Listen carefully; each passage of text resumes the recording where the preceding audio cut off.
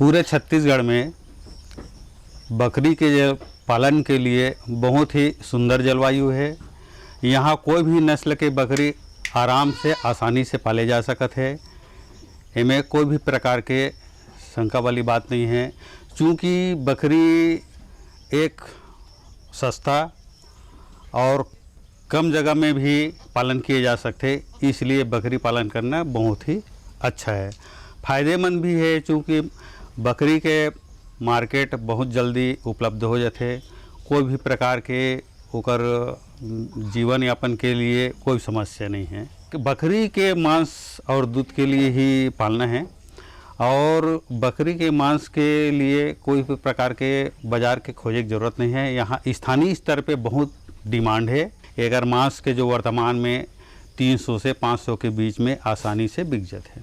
आज तो वसूली करके ही जाऊंगा। घनश्याम, अरे ओ घनश्याम, वो तो स्कूल गए हैं। स्कूल गया है।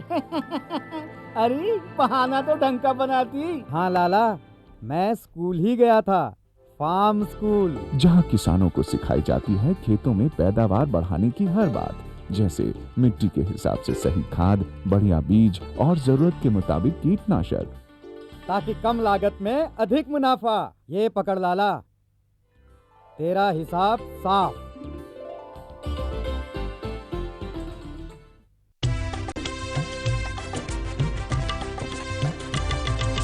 सहकारिता के बल पर विकास के लिए उठे कदम, जन सहकार की ताकत लेकर आगे बढ़ते जाएं हम। जन जन ने इस क्रांति में है विश्वास जगाया, हम सब ने मिलकर विकास का परचम है फहराया। दूर जहां सूरज उगता उस धरती से मैदानों तक, हिम शिखरों की श्वेत बर्फ से हिंद महासागर तक। श्वेत क्रांति हो, हरित क्रांति या ग्राम विकास की बात, एकता ही धर्म हो, अब चाहे दिन हो या रात। कृषि मंत्रालय भारत सरकार द्वारा जनहित में जारी।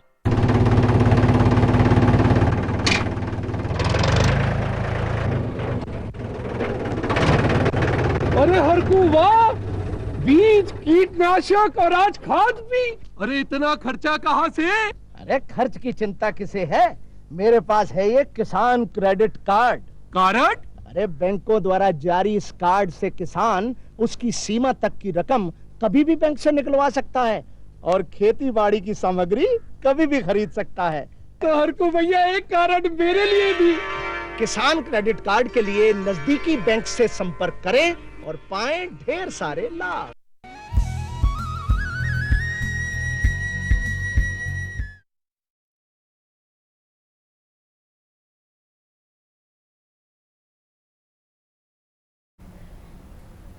कृषि दर्शन के सभी दर्शकों को नमस्कार। साथियों, भारत में कृषि भूमि के सिर्फ 4 से 5% क्षेत्र में ही चारा उगाया जाता है। यही स्थिति छत्तीसगढ़ में भी है। इसीलिए गर्मी के दिनों में पशुपालकों को हरे चारे की बहुत दिक्कत हो जाती है।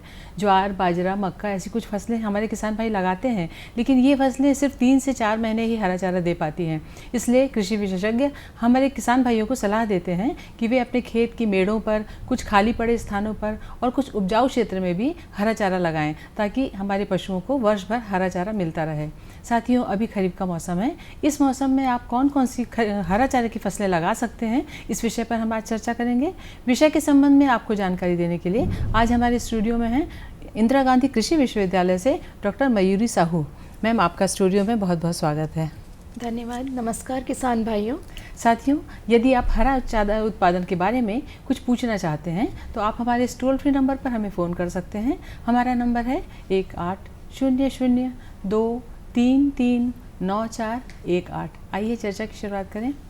मैडम, सबसे पहले तो हम ये जानना चाहेंगे कि चारा जो है हरा चारा, उस श्रेणी में कौन कौन सी फसलें आती हैं और इन फसलों के उत्पादन की हमारे छत्तीसगढ़ में क्या क्या संभावनाएं हैं? किसान भाइयों, हरे चारे की हमारे छत्तीसगढ़ में बहुत अपार संभावनाएं हैं।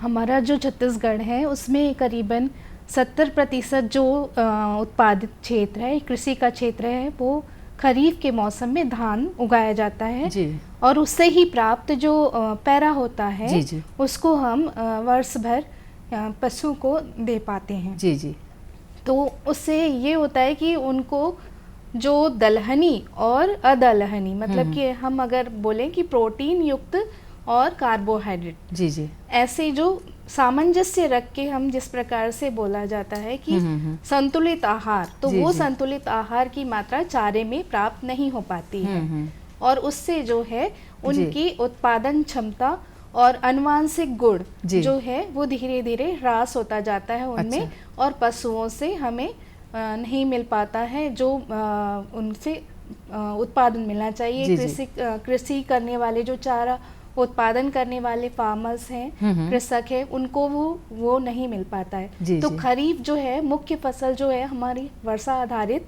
तो इस समय हम बहुत सारी प्रकार की दलहनी और अदलहनी दोनों प्रकार के चारा फसलों को ले सकते हैं और हम उसको इस तरह से अपने खेत जो हमारे पास चारा उत्पादन के लिए निर्धारित क्षेत्र होता है, क्योंकि हमें सीमित क्षेत्र में ही चारा का उत्पादन करने के लिए जी। मिल पाता है, तो इसलिए इसका जो एरिया है, क्षेत्र है, वो भी बहुत कम है। उसमें हम किस प्रकार से वर्ष भर कैसे उसको करें कि पशुओं के लिए वो हमेशा मौजूद रहे, जी जी ये एक स्थिति जो है वो बनती है। जी उसमें हम क्या कर सकते हैं किसान भाई की दलहनी फसलें जैसे दलहनी चारा, जैसे कि आपका लोबिया हो गया है, उसके अलावा लूसन हो गया है, जी, जी। बरसीम आप रबी में ले सकते हैं, तो ये हो गया। स्टाइलो जो है, जी ये चारा की फसल जो है इनको हम बीच में ले सकते हैं। और जो बहुवर्षीय चारा फसलें हैं जैसे कि नेपियर बाजरा हाइब्रिड, जी जी इसको हम ले सकते हैं।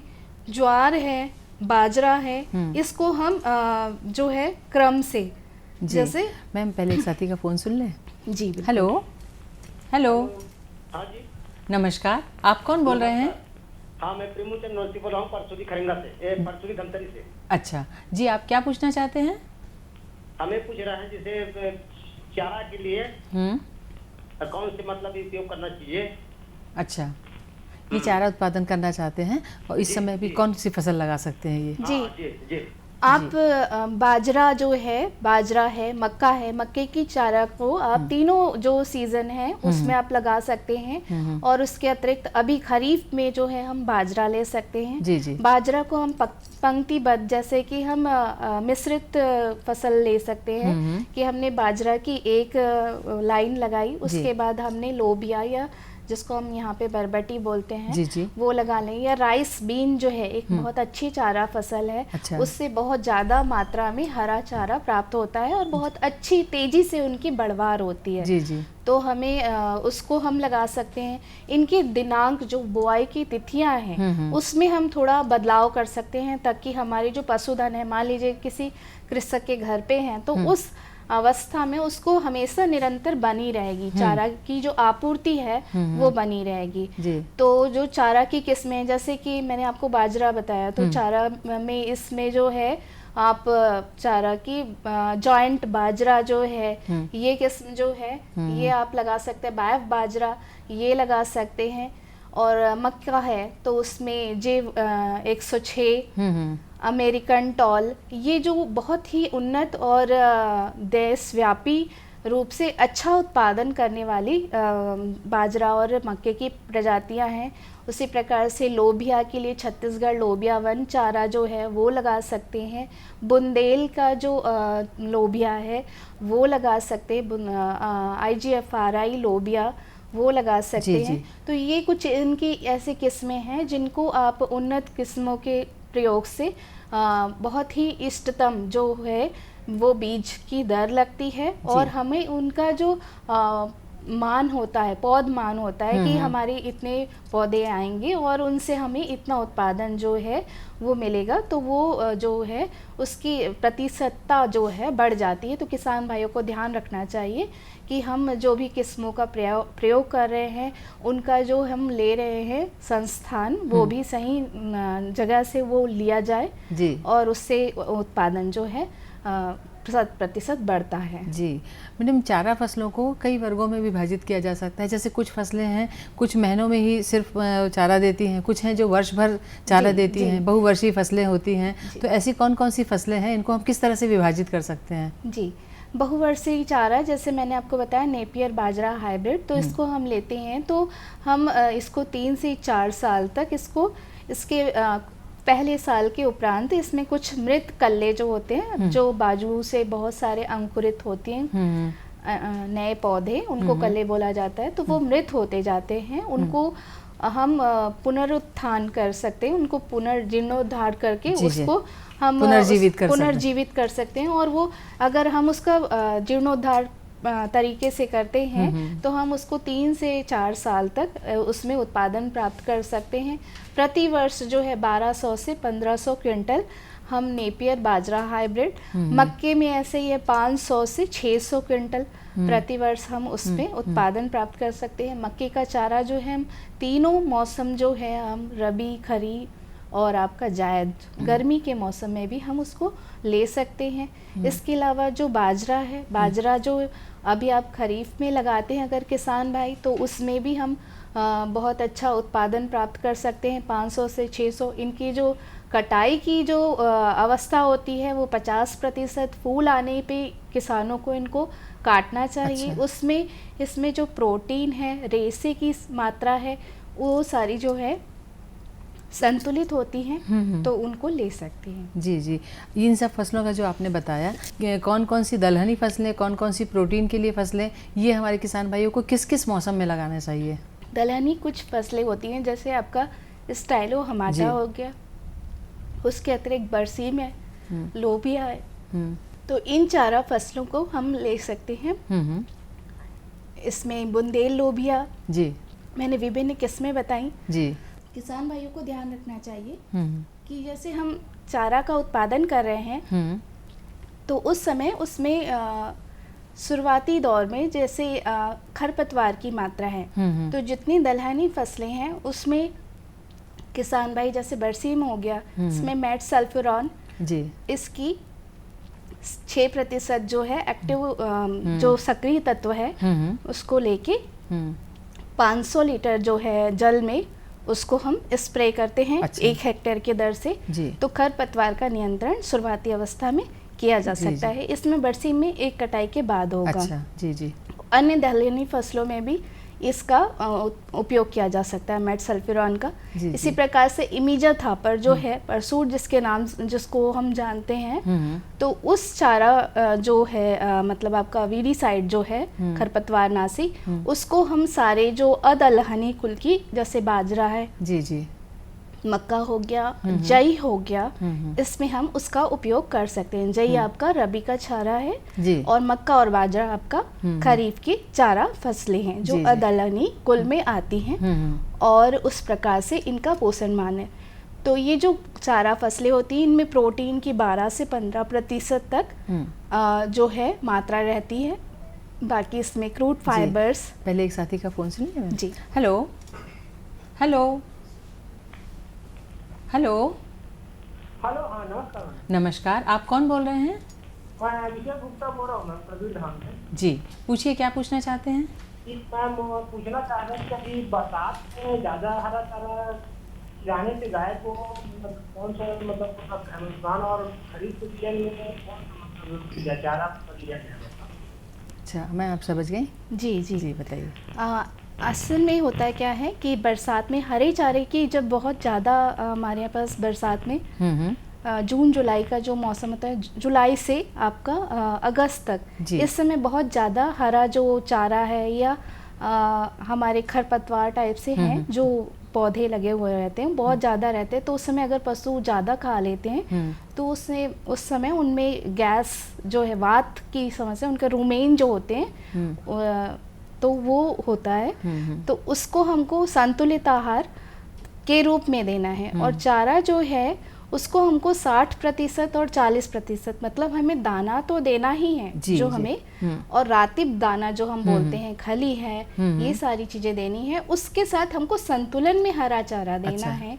तो वो जो संतुलित आहार है पशुओं के लिए, उससे फिर उनका जो शरीर का वजन है, उत्पादन क्षमता है, उनकी प्रजनन क्षमता है, वो सारी बनी रहती है। जी जी जी मैम, हम बात कर रहे थे खरपतवार नाशी की। तो खरपतवार नाशी के तो बहुत सारे आपने तरीके बताए, लेकिन खरीफ की फसलों में कीट प्रकोप भी बहुत होता है। तो जिस तरह से धान की फसलों में या दूसरी फसलों में कीट प्रकोप होता है, चारा फसलों में भी क्या कीट प्रकोप या रोग आते हैं, और अगर आते हैं तो उनका नियंत्रण हम कैसे करें? जी, चारा फसलों में भी कीटों की मात्रा पाई जाती है। मुख्यतः जब हम दलहनी चारा फसलों की बात करते हैं तो उस दशा में ये होता है कि धान और बाकी अन्य जो कड़क जो जिनका प्रवृत्ति होती है, ऐसी फसलों में दलहन जो है वो कीटों के द्वारा बहुत ज़्यादा आक्रामित किया जाता है। जी। तो उसमें क्लोरपाइरीफास का हम उपयोग कर सकते हैं, स्प्रे कर सकते हैं, लेकिन हमेशा किसान भाइयों को ध्यान रखना चाहिए कि वो छिड़काव जो है उस दवाओं का वो उनके 50% फूल होने के 20 से 25 दिन पूर्व ही वो कर लें, ताकि और जैसे ही उनको दिखता है, लेकिन किसान भाइयों को हमेशा ये भी ध्यान देना चाहिए कि जो कीट प्रकोप है वो क्या हमारी आर्थिक नुकसान की दशा को बढ़ा रहा है। अच्छा, तब हमको स्प्रे पे या छिड़काव पे जाना चाहिए। अन्यथा चारा फसलों में उनमें जो हम उन्नत किस्मों का प्रयोग करते हैं उनमें खुद ही इतना गुण होता है कि उसमें प्रतिरोधक क्षमता पाई जाती है और कम से कम कीट प्रकोप होते हैं। जी जी, हमारे एक और साथी का फोन है। आप अपना परिचय दीजिए और प्रश्न पूछिए। अरे मैं राजेंद्र साहू मुड़सुसरा से बोला था, बालोद जिला। जी जी राजेंद्र साहू। हाँ जी, साहू जी पूछिए, क्या पूछना चाहते हैं? हाँ, अब गाय है, 1 पाव दूध देते तो दूध ला बढ़ाए कैसे कर? अच्छा, क्या हरा चारा से ये दुग्ध उत्पादन बढ़ा सकते हैं? हम चारा जो भी हम हरा चारा जिसमें भी हमारा पूरा वानस्पतिक भाग, चाहे वो जड़ का हो या उसका तना हो या पत्तियां हो, जी, मतलब कि ऊपर के भाग जिनको हम पशुओं को खिला सकते हैं, वो हरा चारा कहलाता है। और ये हरा चारा जो है पशुओं के संतुलित मात्रा में जब दिया जाता है तो वो उनके दुग्ध उत्पादन को मैंने बताया कि वो बढ़ा देता है। जी जी। तो हम जब दलहनी हरे चारे में, जैसे कि अभी हम लोबिया मतलब बरबट्टी, स्टाइलो हमाटा, ये जो हरा चारा है ये भी बहुवर्षीय है। इसमें आप जो है किसान भाई इसके जो है बीज को छिड़काव विधि द्वारा लगा सकते हैं। इसको चारागाह में भी लगा सकते हैं। जो आपकी पड़ती भूमि है ऐसे क्षेत्रों में भी इसको छिड़का जा सकता है और ये पुनः उससे और उगता जाता है। जी जी। तो इस प्रकार से इनको बढ़ाया जा सकता है। जी जी। मैडम, कुछ और चारा फसलें हैं जैसे दीनानाथ घास हुआ या स्टाइलो घास हुआ, इन सबको किस तरह से लगाए हमारे किसान भाई, कब लगाएं और इनकी कटाई कब करें? जी, ये जो चारा फसलें आपने बोली जो घास कुल की हैं, अंजन ग्रास हो गई, दीनानाथ ग्रास हो गए, इन चारा फसलों को किसान भाई जो हैं वो खरीफ में लगा सकते हैं। और इनको भी, ये भी बहुवर्षीय प्रकार की चारा की फसलें होती हैं जिनको आप ले सकते हैं। जी। इसमें बुंदेल, अंजन ग्रास, ये जो हैं प्रचलित किस्में हैं जो इनकी किसान भाई अपने लिए उत्पादन कर सकते हैं। इनका उत्पादन जो है वो भी जीर्णोद्धार इसको प्रतिवर्ष करने से जो नए कल्ले होते हैं वो सही अवस्था में और ज़्यादा उत्पादन के साथ प्राप्त होते हैं। जी जी जी। मैडम, हरा जो चारा होता है उसको हमारे किसान भाई साल भर संरक्षित रखने के लिए क्या उपाय कर सकते हैं?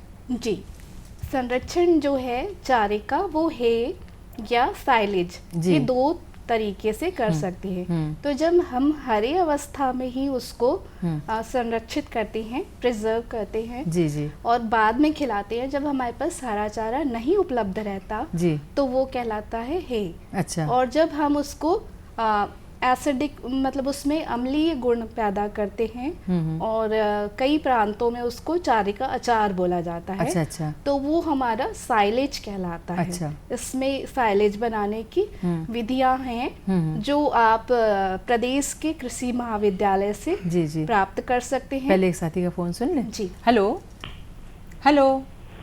हाँ नमस्ते। नमस्कार, आप कौन बोल रहे हैं? योगेश जांगड़े सिरवा बांधा में तरह बोला। जी योगेश जी, क्या पूछना है आपको? हमारी यहाँ गाय भैंसी हवे और हमला खास तौर पे दुग्ध उत्पादन ज्यादा करना है। अच्छा, तो एक लिए चारा उत्पादन के बारे में थोड़ा बताओ। अच्छा, ये भी वही जानना चाहते हैं कि कौन सा चारा है जो दुग्ध उत्पादन बढ़ा सकेगा? जी, किसान भाइयों को हमेशा ध्यान देना चाहिए कि जो उनका कृषिगत भूमि है जिसमें उन्होंने निर्धारित किया है कि मुझे चारा लगाना है, तो वो 50% उसमें जो है बहुवर्षीय चारों का समायोजन करें और जो 50% भाग बच गया है उसमें जो सिंगल मतलब एक वर्ष में जिन चारों का उत्पादन हो जाता है जैसे मक्का है, बाजरा है, उसको बांटे और उनको पंक्तिबद्ध तरीके से लगाएं, बीच में दलहनी चारा लगाएं और फिर उनको दे। मेड़ों में भी किसान जो हैं वो चारे की फसल ले सकते हैं। जैसे मैंने कहा स्टाइलो हमाटा, उसको भी अगर आप किसान जो है मेड़ के किनारे, तालाब के किनारे उनके बीजों को डालते हैं तो वो अंकुरित होके अच्छे बढ़वार वाले पेड़ में मतलब पौधों में तैयार होते हैं और उनका चारा बहुत ही पौष्टिक होता है। तो निश्चित रूप से जो है दुग्ध उत्पादन पशुधन का बढ़ता है। जो मतलब पौष्टिक चारा अगर ये ध्यान देकर चुने और उसका और उनकी उन्नत प्रजातियों का उपयोग करें तो दुग्ध उत्पादन बढ़ जाए। जी, ताकि उनको वो लगातार मिले। वो एक प्रतिदिन जो है जब हम उनको उस तरीके से पोषण आहार देंगे तो निर्धारित रूप से आपका जो है उत्पादन बढ़ेगा।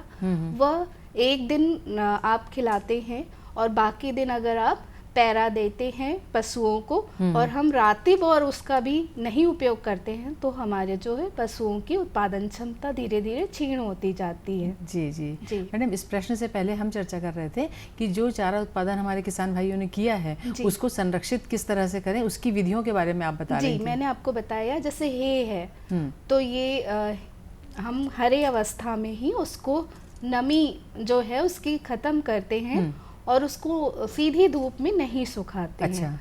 और इसमें जैसे हमारे राज्य की फसल जैसे तिवड़ा हो गया, इसको हम हे बना सकते हैं, ज्वार को बना सकते हैं, ज्वार को साइलेज भी बना सकते हैं। मक्का जो है उसको भी हम साइलेज के रूप में बहुत अच्छे से पशु उसको बहुत पाचनशील होता है, वो मृदु रेचक होता है, मतलब कि उनके आमाशय में जाके वो जो है एमिनो एसिड का जो बैलेंस संतुलन है वो बनाए रखता है, उनकी अवशोषण को बढ़ा देता है जो हमारे पोषक तत्व रहते हैं। तो और वो खाने में भी पशुओं को अच्छा लगता है।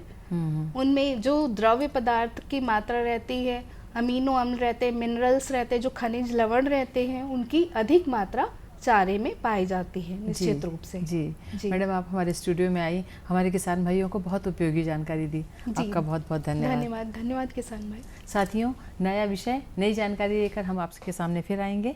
अभी हमें आज्ञा दीजिए, नमस्कार।